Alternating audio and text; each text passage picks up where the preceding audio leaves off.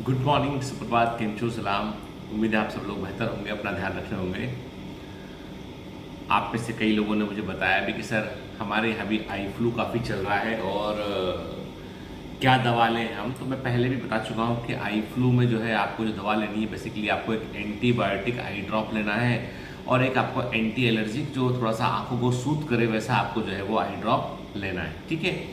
और ये चूंकि वायरल कंजक्टिवाइटिस है, 3 या 4 दिन लगते हैं इसको रिकवर होने में, और यदि इस पर बैक्टीरियल इन्फेक्शन सुपर इम्पोज कर जाए तो फिर टाइम लंबा लग सकता है, ठीक है ना। क्या होता है, जब वायरल कंजक्टिवाइटिस होती है तो आंखें थोड़ी सेंसिटिव हो जाती हैं, और वैसे में यदि आपने नॉर्मल टैप वाटर से अपनी आंखों को धो लिया आपने, तो उसमें बैक्टीरिया होते हैं, वो आपकी आंखों को जो है इन्फेक्शन को बढ़ा सकते हैं वो, ठीक है। तो आपको करना ये है कि यदि मान लीजिए आई फ्लू के सिम्टम हैं आपको, तो आपको एक एंटीबायोटिक आई ड्रॉप इस्तेमाल करना है जो टोब्रामाइसिन हो सकती है, मॉक्सीफ्लॉक्सिन हो सकती है, ठीक है, या क्लोरामफेनिकॉल का आप इस्तेमाल कर सकते हैं आप। तो मेरे विचार में जो है वो आप जो है वो सबसे सेफेस्ट जो है वो है कि टोब्रामाइसिन यूज़ करें या मॉक्सीफ्लॉक्सिन आप इस्तेमाल करें। मॉक्सीफ्लॉक्सिन जो है वो मॉक्सीसिप के नाम से मार्केट में मिलता है, टोब्रामाइसिन टोबा के नाम से मार्केट में मिलता है ना। और जो गाँव में आपने देखा होगा छोटे छोटे कैप्सूल होते हैं जो आंखों में डालते हैं, वो क्लोरामफेनिकॉल होता है बेसिकली, है ना। तो मतलब ये कि कोई भी एक एंटीबायोटिक आई ड्रॉप या आई ऑइंटमेंट जो है, कोई भी नॉर्मल आई ऑइंटमेंट मत डाल लेना आँख में के। आँखों की दवाएं बिल्कुल अलग होती है, हाई सेंसिटिव पार्ट होता है आईज हमारी बॉडी का। तो कोई भी दवा ऐसी जो रेंडम है वो नहीं डालना है, आई वाले ही ड्रॉप को आंखों में डालना है हमको, ठीक है। दूसरा, इसके अलावा एक आई ड्रॉप जो थोड़ा सा आंखों को सूद करेगा, आपको जो है इरिटेशन कम करेगा, वो आई कूल के नाम से मिलता है, आई कूल के नाम से मिलता है, ठीक है। उसका यूज़ कर सकते हैं, या फिर आर्टिफिशियल टीयर जो होते हैं, आर्टिफिशियल टीयर आई ड्रॉप होते हैं, जैसे कि जिनका नाम जो मार्केट में सॉफ्ट ड्रॉप के नाम से मिलता है, रिफ्रेश टीयर के नाम से मिलता है, वो आई डाल सकते हैं आप, ठीक है। उससे आंखों को थोड़ा सा जो है वो आराम मिलेगा आपको। लेकिन जब आई फ्लू हो तो 2-3 दिन आप स्क्रीन को जो है अवॉइड कीजिए, थोड़ा सा जो है सोइए, पानी खूब पीजिए, लेकिन नॉर्मल पानी से, नल के पानी से आंखों को नहीं धोना है, ठीक है। और खाना अच्छे से खाइए ताकि फास्ट रिकवरी हो सके। वो बड़ा तेज फैल रहा है, मतलब मैं देख रहा हूँ कि जिस भी घर परिवार में एक को हुआ तो पूरे परिवार को आई फ्लू जो है वो हो जा रहा है, हाईली कॉन्टाजियस है। तो मेरे को जो है वो कल बहुत इरिटेशन था, तो मैंने कल दवाएं भी ली मैंने, आज भी जो है वो अनकंफर्टेबल सिचुएशन है। तो मतलब मेरा तो क्या था, मेरा एक भी दिन यदि मैं बीमार भी पड़ता हूँ तो मेरा बहुत काम सफ़र करता है, मतलब मुझे अब संडे को भी काम करना पड़े। जैसे नॉर्मली हम संडे को ऑफ रखते हैं, पर शायद संडे के दिन, पब्लिक हॉलीडे के दिन भी मुझे काम करना पड़े उस काम को रिकवर करने के लिए। और किसी भी तरह का बॉडी में जब इरिटेशन होता है ना, तो मतलब आपका मतलब मन भी खराब हो जाता है एक्चुअली ना, किसी चीज़ को करने के लिए।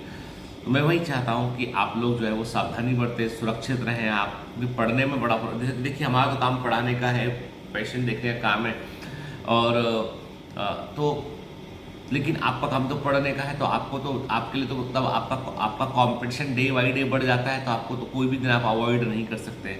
दूसरा, जो बायोमेंटस ऑनलाइन है उसमें जो है वो प्रोडक्ट स्टोर, मुझे कल टीम ने बताया कि उन्होंने प्रोडक्ट स्टोर को चालू कर दिया है। सिर्फ बायोलॉजी का मटेरियल उसमें भी नहीं है, क्योंकि बायोलॉजी के मटेरियल में क्या हुआ कि मुझसे एक गलती हुई कि एक चैप्टर ही मिस हो गया उसमें।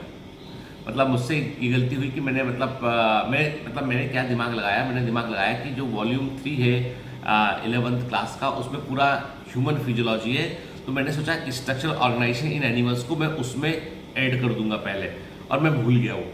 तो किसी बच्चे ने मुझे, आप लोग बहुत ही मेटिकुलसली चीज़ों को देखते हैं, तो किसी बच्चे ने बताया सर स्ट्रक्चरल ऑर्गेनाइजेशन इन एनिमल्स का चैप्टर मिसिंग है अपनी बायोलॉजी की बुकलेट में, तो वो छपने गया हुआ है, तो उसका वो एक अलग से एक बुकलेट उसका छप रहा है, तो वो 2-3 दिन में प्रिंट होकर मिलेगा। जैसे ही वो प्रिंट होकर हमारे पास आएगा तो वो स्टोर पर उसको जो ऐड करके पूरा वॉल्यूम अवेलेबल करवा देंगे। बाकी जिन बच्चों ने का जो प्राइम प्लस के मेंबर है, जिनको वो चैप्टर नहीं मिल पाया, तो उनको अलग से पोस्ट होकर मिल जाएगा बेटा।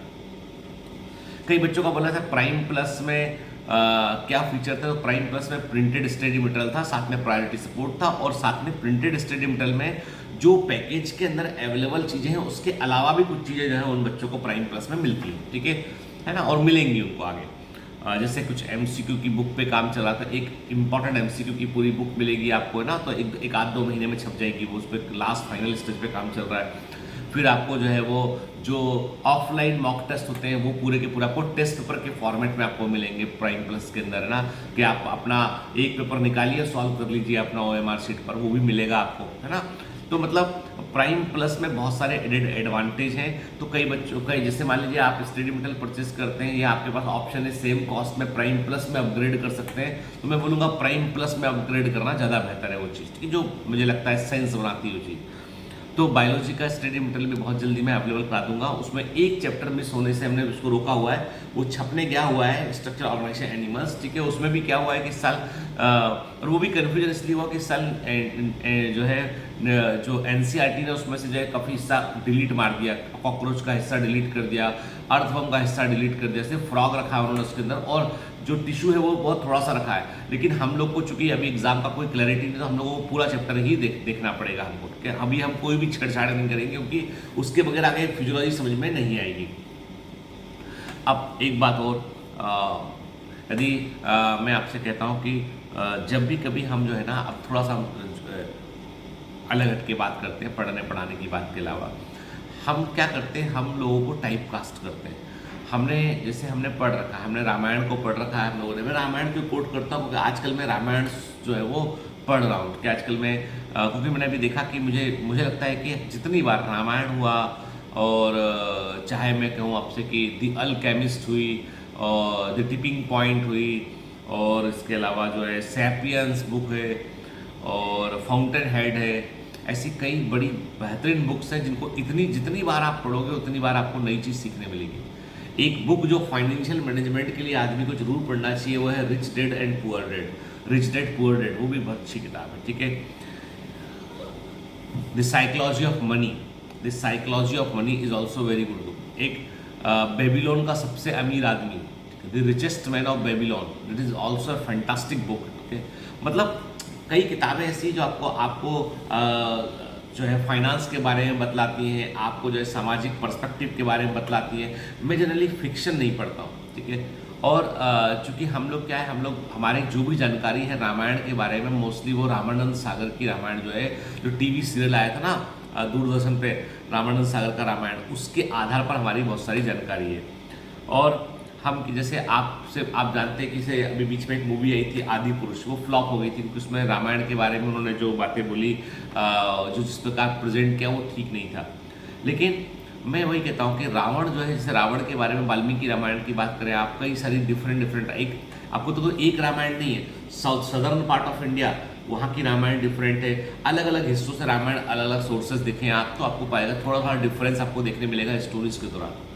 तो जैसे हम कहते हैं रावण जो है वो परम पंडित था, रावण जो है वो बेसिकली बहुत ही जो है ईश्वर की आराधना करने वाला अच्छे व्यक्तियों में से एक था। उसके राज्य में जो है वो समृद्धि थी, सोने की लंका थी, उसको टैक्स वैक्स लेने से कोई मतलब नहीं था उसको। तो ये एक पर्सपेक्टिव है इसमें कि भाई उसने जो काम किया वो काम कैसे क्यों किया उसने। तो कहते हैं उस पूरी कहानी की जड़ में जो है वो है शूर्पणखा। शूर्पणखा ना होती तो शायद रामायण भी ना होती। इस प्रकार से शायद राम और रावण का कभी मुकाबला ही नहीं होता। शूर्पणखा के बारे में कहा जाता है कि सब शूर्पणखा जो है वो उसके नाखून इतने भयंकर थे कि वो धरती को चीर सकती थी। वो उसके नाखून इतने भयंकर थे कि वो किसी भी चीज़ को चीर फाड़ सकती थी वो, तो उसके नाखूनों के कारण उसको नाम शूर्पणखा दिया गया था। कई लोगों को नाक कटी थी इसलिए शूर्पणखा नाम दिया, नहीं, शूर्पणखा नाम तो पहले से था उसका। तो शूर्पणखा जो है वो बेसिकली उसके नाखून जो है वो बड़े मजबूत थे इसलिए उसको वो नाम दिया गया था। और कहते हैं कि शूर्पणखा का जो हस्बैंड था विद्युत जीवा उसके हस्बैंड का नाम था। और वो जो हस्बैंड था वो रावण को बार बार चुनौती दिया करता था, रावण के समकक्ष बनने की कोशिश कर रहा था। और वो बहुत अच्छा ऑरेटर था कि असुरों की सेना में जब भी बोलेगा तो असुर उसकी तरफ हो जाया करते थे, और पावरफुल ताकतवर भी बहुत था। तो रावण और उसके बीच कन्फ्लिक्ट चलते रहे काफ़ी समय तक। उसको रावण को लगता था कि ये कहीं लंका मुझसे हथिया ना ले, तो एक बार कभी जो है वो उन्होंने उसका वध कर दिया। ऐसा कुछ रामायणों में लिखा हुआ है, उसका उन्होंने वध कर दिया रावण ने, जिससे जो है वो शूर्पणखा बहुत दुखी हुई। और उस समय वो उसके बच्चा होने वाला था, तो जो है उसने वो बोला कि आप मेरे भाई और आपने मेरे हस्बैंड को मार दिया। मतलब पति को मार दिया। तो रावण ने कहा कि नहीं, हम तुम्हारे बच्चे को अपने बच्चे से पालेंगे हम, और लंका पति उसे ही बनाएंगे आगे। बाद में रावण हालांकि पलट गया, बाद में रावण ने अपने पुत्र को, क्योंकि सिंपल सी बात है, अपने पुत्र से तो मोह होगा व्यक्ति को, क्यों नहीं होगा, है ना। तो बाद में पलट गया। तो कहते हैं कि अब शूर्पणखा जो है वो जंगल में फिर जो है वो चली गई, नाराज होकर दंडकारण्य वन में चली गई वो। वहाँ जाकर उन्होंने अपने बेटे को बोला कि तुमको भी अपने मामा के समान पावरफुल बनना है, ताकतवर बनना है, उसके लिए तपस्या करनी पड़ेगी, तुमको तपस्या करनी पड़ेगी। तो तपस्या करने का, तो उनके पुत्र का नाम था जम्बू कुमार, जम्बू कुमार पुत्र का नाम था। उन तपस्या करने के लिए जो है वो बैठ गया वो, और माँ के कहने पे, और उसने प्रचंड तपस्या की, इतनी तपस्या की कि वहाँ पे सूखा पड़ने लगा उसके तेज से।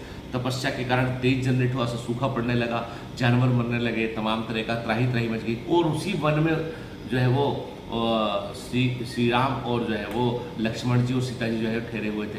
वहाँ पे उनको भी दिक्कत होने लगी सूखा पड़ने से।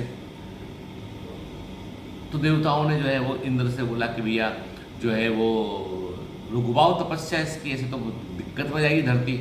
अब ब्रह्मा को तो प्रसन्न होने में बहुत टाइम लगता है, और ये ब्रह्मा की तपस्या कर रहे हैं। तो इंद्र ने जो है एक तेंदुए का भेष बनाया, और वो जो है वो बेसिकली जो है वो सीता जी की ओर लप के वो तेंदुए का भेष बना के, तो उनके पीछे पीछे फिर जो है उनको मारने के लिए लक्ष्मण जी पीछे पीछे गए तलवार लेकर कि भाई आ जा, मुकाबला कर लेते हैं, ठीक है। तो वो तेंदुआ बन के वो झाड़ी में वहाँ चले गए जहाँ पे जम्बू कुमार तपस्या कर रहा था। तो इन्होंने तलवार जब मारी तो गायब हो गए वो, तलवार मारी तो वो जम्बू कुमार की तलवार लग जाती है और वो खत्म हो जाता है वो पुत्र उनका, ऐसा है। तो शूर्पणखा के बेटा जो है वो खत्म हो जाता है, और उसको पता भी नहीं चलता कि किसने मेरे बेटे को जो है मारा है, इसके बारे में कोई जानकारी इसको नहीं लग पाती है।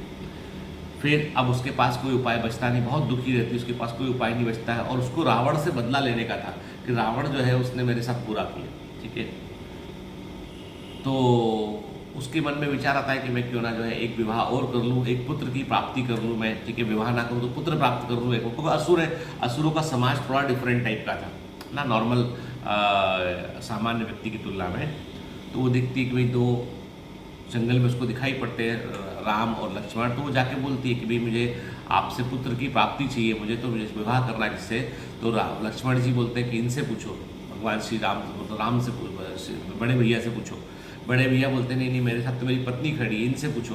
तो वो ऐसे आगे पीछे कर रहे होते हैं, और सीता जी मुस्कुरा रही होती है। तो उसको देख के शूर्पणखा को अच्छा नहीं लगता है, उसे बहुत क्रोध आता है उसको कि आप लोग मेरा मजाक उड़ा रहे हो। और वो प्रपोजल करती थी वो, आप मेरा मजाक उड़ा रहे हैं, मैं आपके, और ये हंस रही हैं या खड़ी खड़ी होकर। तो वो फिर सीता जी की ओर झपटती है वो।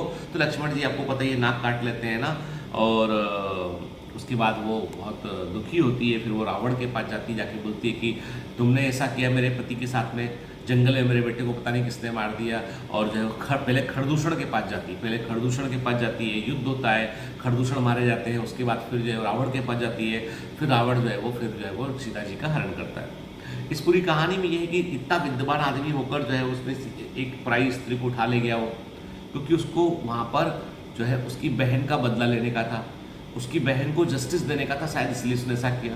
तो क्या होता है, हर कहानी के अपने बहुत सारे पर्सपेक्टिव होते हैं, मतलब मैं कहता हूँ परिप्रेक्ष्य होते हैं। जिन व्यक्तियों से आप मिलते हो उनके पीछे बैकग्राउंड में भी कोई परिप्रेक्ष्य होता है। तो कभी भी हमें एक व्यक्ति को या एक घटना को हमें आइसोलेशन या इंडिविजुअल फॉर्म में नहीं देखना चाहिए।